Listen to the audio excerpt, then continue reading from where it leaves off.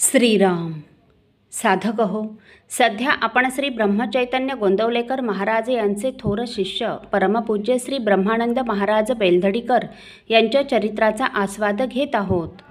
तसेच रविवारी श्री महाराजांच्या काही भक्तांचे अनुभव ऐकणार आहोत. परमपूज्य श्री ब्रह्मानंद महाराज बेलधडीकर यांच्या चरित्राचे लेखक गुरुभक्त भास्कर अनंत लिमये सांगतात. शके 1838 सालचा श्री रामनवमी उत्सव मोठ्या वैभवात पार पडला. सप्तमीच्या दिवशी सकाळी श्री गुरु श्री रामरायाची काकड आरती संपवून कोठीत गेले.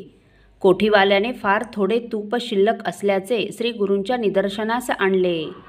श्री गुरूंनी लगेच 3-4 गड्यांना आसपासच्या खेड्यातून लोणी घेऊन येण्यास पाठविले. दुपारचे 12 वाजून गेले तरी लोणी आणण्यास गेलेले गडी परतले नाहीत. इकडे सर्व लोक भुकेने गांजलेले पाहून श्री गुरूंनी श्री रामरायाला नैवेद्य समर्पण करून आरती केली व पाने मांडवून वाढण्यास सांगितले. कोठीत एका डब्यात थोडे तूप होते. तो डबा बाहेर आणून त्यातील तूप श्री रामरायाच्या नैवेद्यास वाढून तो डबा तापविण्यास त्यांनी ठेवविला. तूप वाढण्याच्या वेळी श्री रामरायाचे तीर्थ तसेच श्रीमन महाराजांचे चरणतीर्थ आणून त्यात घालून मग वाढण्यास सांगितले. साधारणत 3-4 हजार लोक पंक्तीत बसले होते. श्री गुरूंच्या नेहमीच्या शिस्तीप्रमाणे माहितगारच तूप वाढत होते. तूप वितळविण्याच्या कामी उमचगीच्या नायिकांची नेमणूक झाली होती. डब्यातील तुपाचा घट्ट गोळा डब्यातून तूप कितीही ओतून घेतले व वाढले तरी अखेरपर्यंत न वितळता तसाच होता. हे पाहून नायिकास फार नवल वाटले व श्री गुरूंबद्दलची आदराची त्यांची भावना दुणावली. इकडे श्री गुरु पंक्तीमध्ये धावत पळत सर्वांना आग्रह करून तूप वाढत होते. थोड्याशा तुपातच श्री गुरूंनी 3-4 हजार लोकांना तृप्त केले. तसेच ज्या डब्यात अजून तूप शिल्लक होते तो तुपाचा डबा सर्वांचे जेवण झाल्यावर श्री गुरूंनी देवळापुढे असलेल्या तुळशी कट्ट्यावर ठेवून श्रीमन महाराज आज या डब्यात आले असे सांगून त्या डब्याची गंध अक्षता फुले यांनी पूजा करून आनंदाने नाचत सर्वांसह 1 तास भजन केले व नंतर सर्व वाढप्यास जमवून त्यांच्याबरोबर भोजन केले. असो, होंबळचे तीर्थस्वरूप तिरकंभट काशीकर हे बहुतांशः श्री गुरूंच्या सुख सहवासात असत. अर्थात श्री गुरूंच्या अनेकानेक अगम्य लीला प्रसंगोपात त्यांच्या निदर्शनास येत असत. त्यामुळे श्री गुरूंवरील त्यांच्या भक्तीने अत्युत्कट रूप धारण केले. जरी तीर्थस्वरूप तिरकंभटांनी श्री गुरूंना पूर्वी काही जमिनी अर्पण केल्या होत्या तरी एकदा परत आणखी काही जमिनी गुरूंना अर्पण कराव्यात असे त्यांच्या मनात आले. पण याची त्यांनी कोणापुढेही वाच्यता केली नव्हती. पुढे थोड्याच दिवसानंतर ते बेलधडीस श्री रामनवमी उत्सवास गेले. एके दिवशी तीर्थस्वरूप तिरकंभट एकटेच आपल्याजवळ आहेत असे पाहून श्री गुरूंनी त्यांना, काय हो, श्री रामरायाला या खेपेस आणखी काही जमिनी अर्पण करण्याचे ठरविलेले दिसते असा प्रश्न केला. गुलदस्त्यात ठेवलेली गोष्ट श्री गुरूंनी बोलून दाखविल्याचे पाहून त्यांना अत्यंत आश्चर्य वाटले.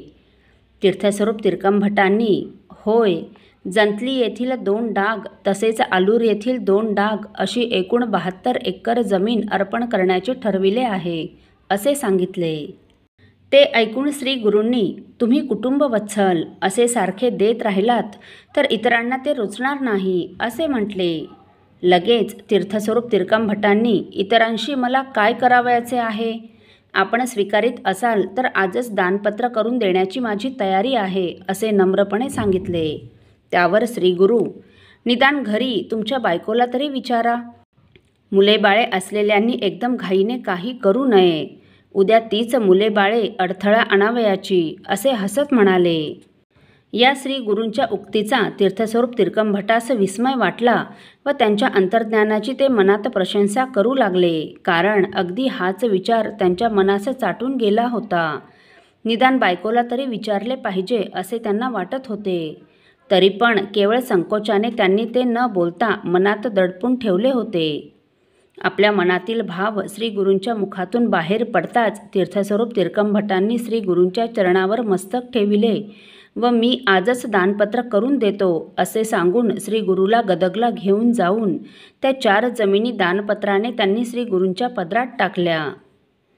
तीर्थस्वरूप तिरकंभट गावी गेल्यावर त्यांनी ही वार्ता आपल्या बायकोस सांगितली, तेव्हा त्या साध्वीने, उत्तम केलेत, परोपकार मूर्ती अशा त्या थोर महात्म्याला आपली सर्व मिळकत जरी अर्पण केलीत तरी मला त्यात आनंदच वाटेल, असे उद्गार काढले.